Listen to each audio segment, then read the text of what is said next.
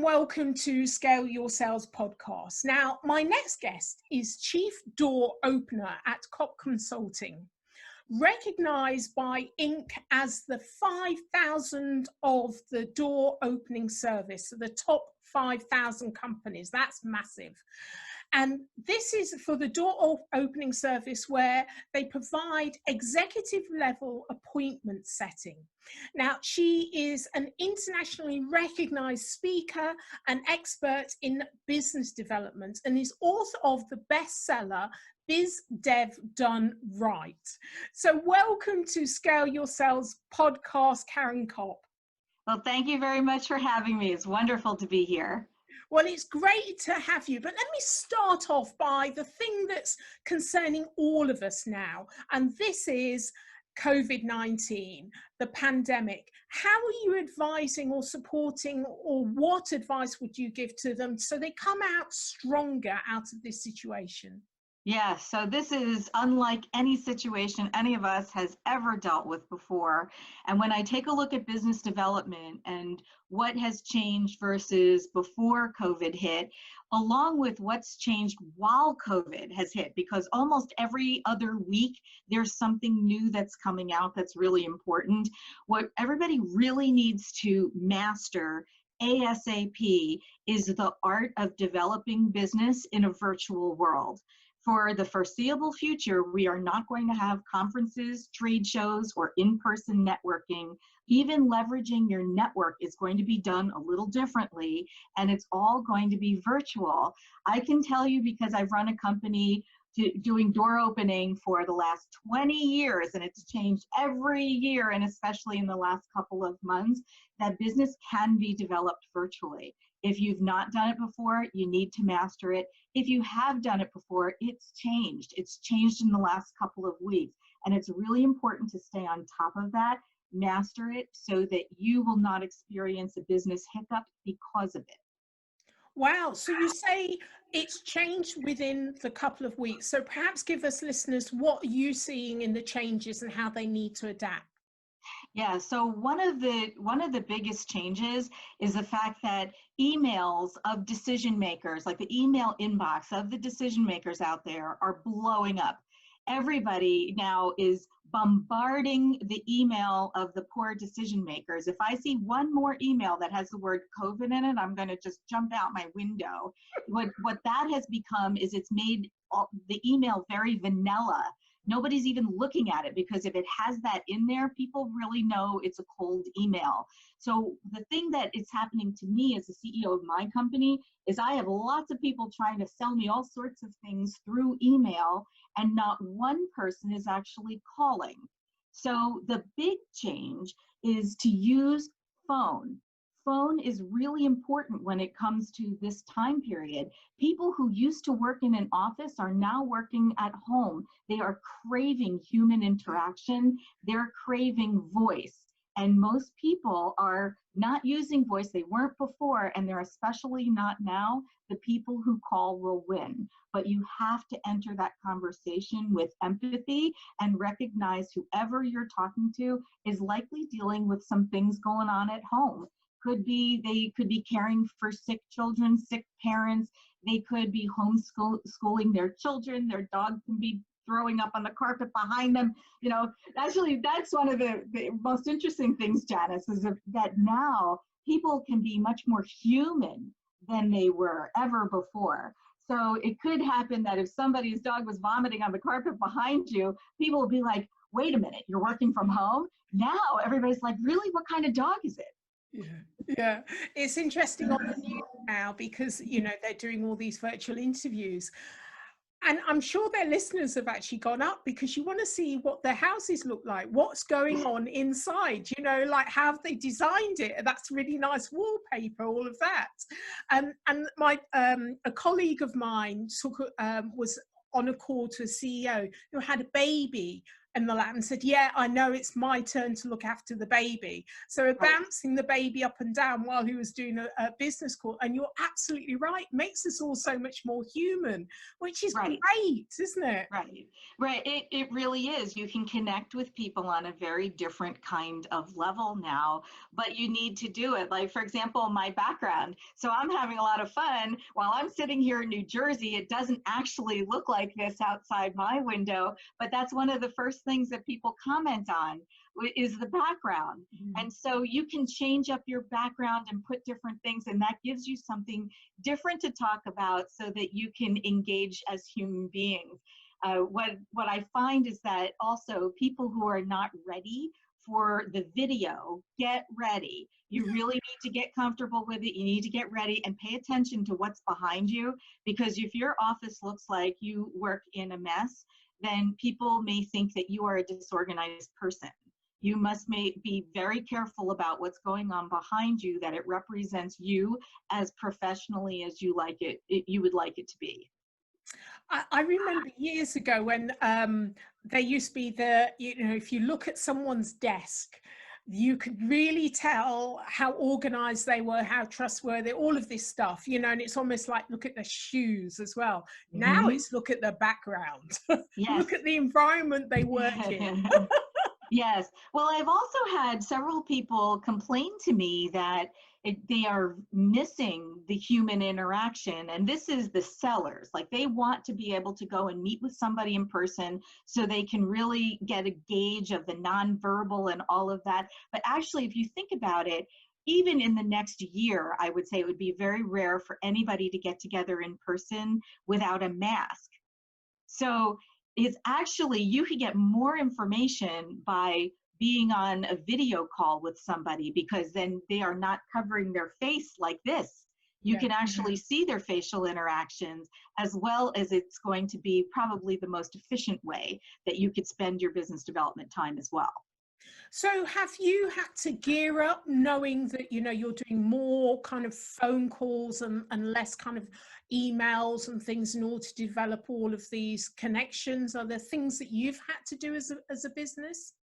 Well, our business is representing other companies and getting them meetings. They can outsource that to us, and we'll get our clients the meetings, more meetings than they can get for themselves. So for us, we were always using phone, we're always using email, but we are doing personal interactions. We don't send mass emails out. It's an email meant for one person, and the phone call follow-up to that one person. So for us, it's very much business as usual. However, when we're entering those conversations, we are entering with empathy. We're talking about the fact that life has changed, asking people, how has your life changed in the last couple of months? When are they talking about you going back to the office, if they are?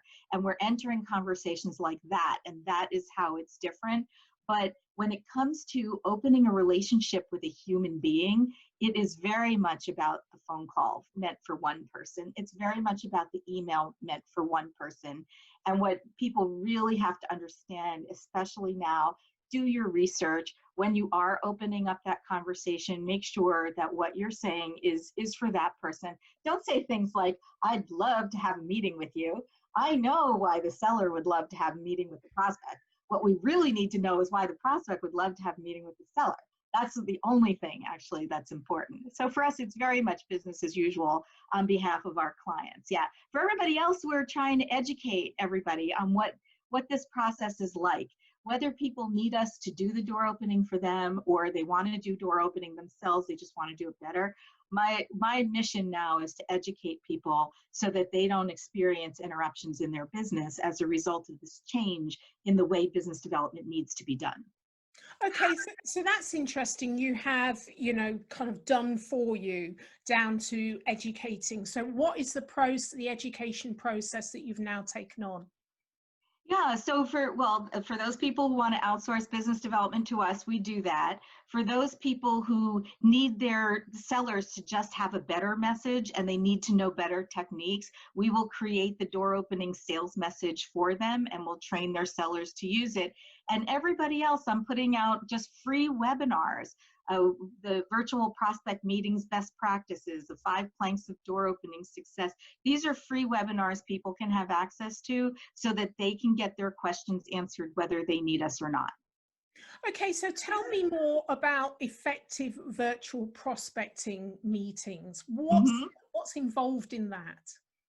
Well, these are the techniques that you don't see written out there. Like, for example, if you have multiple prospect meetings going on in any one day, have different access codes so that you don't have a prospect entering a meeting when you're finishing up an internal call with other people.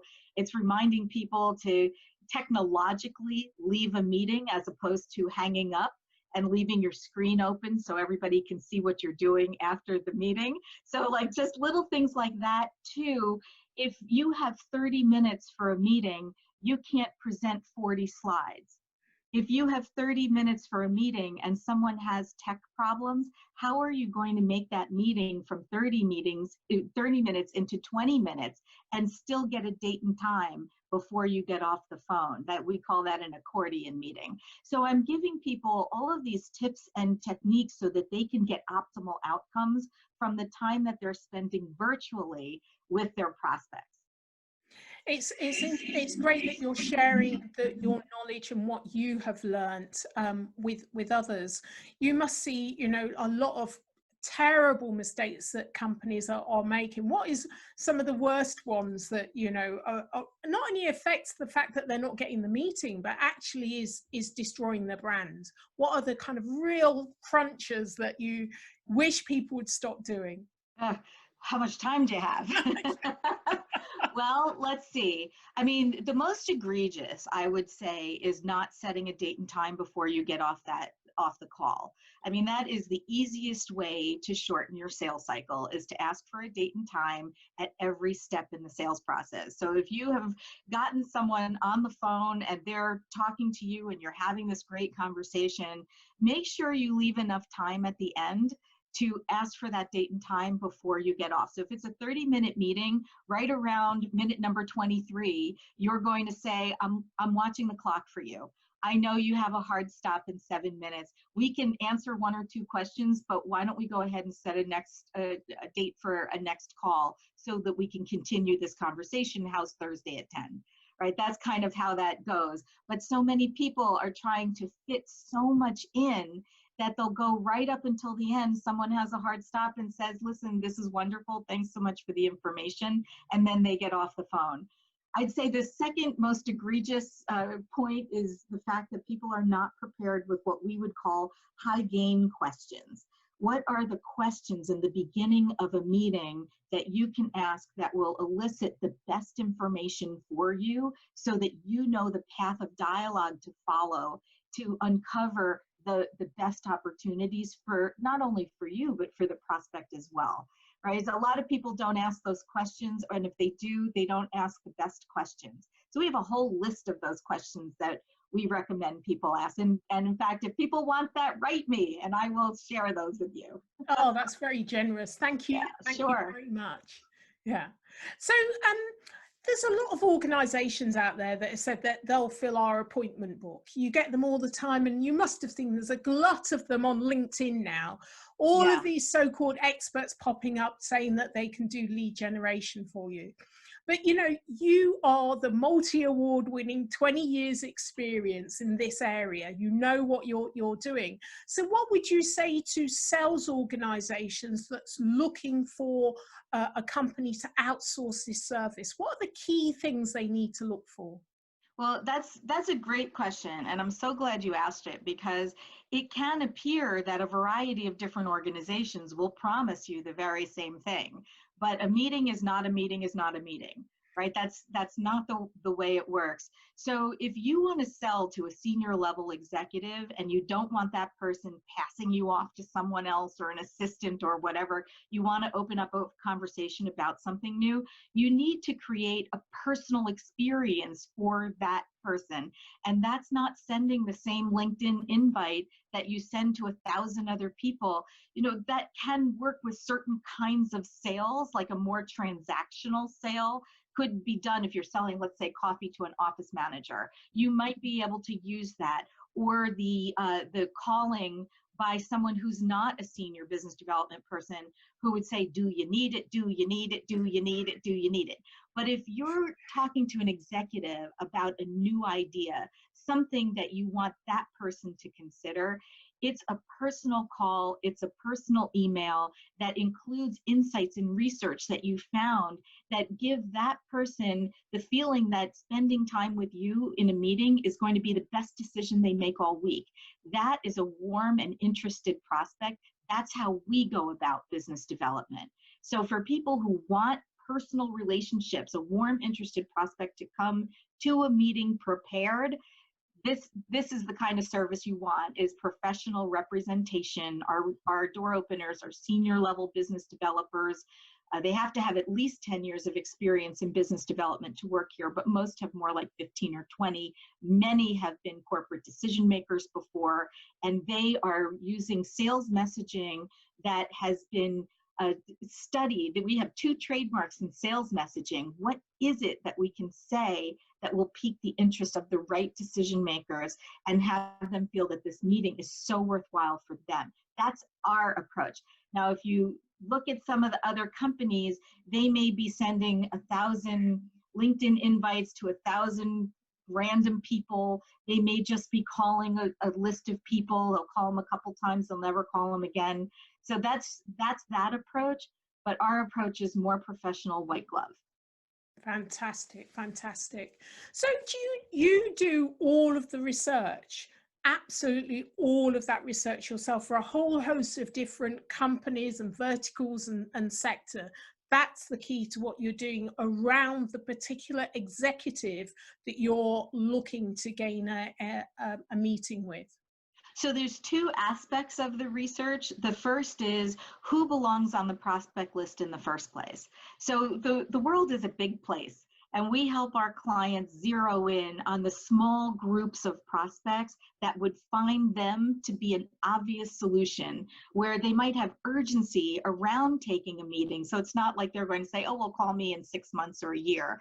There's a reason why it's important for them to have that meeting now. And part of that is targeting, and part of that is messaging. So we have messaging strategists in our company that help our clients narrow in that playing field of where they should spend their time. And then the prospect list is developed by our researchers using the research tools that we invest too much money in. And then from there, our door openers take over. And then when it comes to the individual, and there's one contact, one decision maker, then they look at that person's LinkedIn profile. They looked at articles that have been written about the company, the individual, the industry, trends, and then they take the messaging and then they move it to the next place of personalization. You know, some of these companies out there will target a persona. We target the person, and that is what makes a relationship. So if you were training somebody else to do that, do you have like an online program, or, you know, how do you actually go about doing that? Right. So we have a process that we go through, and it all starts with the messaging. Our belief is that if you create the sales messaging and train somebody to use it, then test their proficiency in being able to use it along with the techniques, then you will have somebody who's not going to be practicing on your prospects. A lot of the sales training out there, and the sales training is great, but it's about technique. It doesn't marry sales message with technique. Without the sales message, it's like swimming with one arm. You know, you could paddle around an awful lot, but in the end, you may not be successful. When it comes to training, having the sales messaging and training someone to use it, and then you test their proficiency, that is what we have found to be the most effective method of sales messaging. And that is when every prospect interaction can be an optimal experience on both sides, but not on just one side. Fabulous, fabulous. Great insights there. Thank you for sharing that. So I'm going to ask you just one more. You know, what's the tried and tested strategy you would offer listeners to scale their sales? Well, just one. Let's see. Well,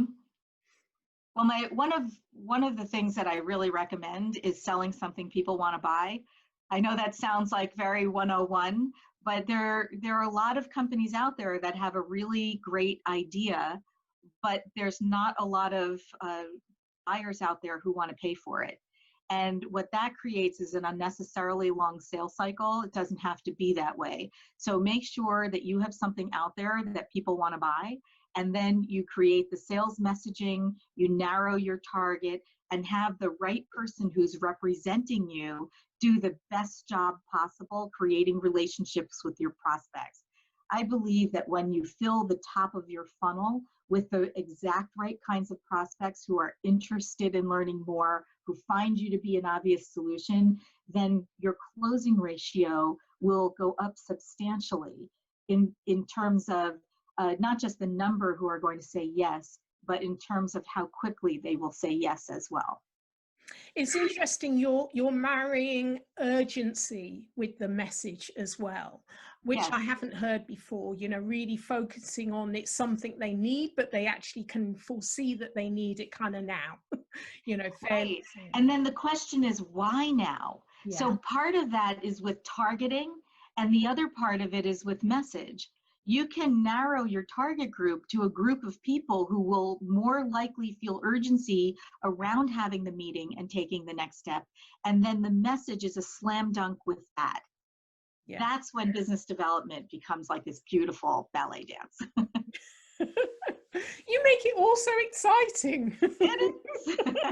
And why do it any other way? It's like spinning your wheels and wasting your time. Absolutely, absolutely. So I'm sure you don't get much time, but if you were on a desert island on your own, what's the one thing you'd take with you?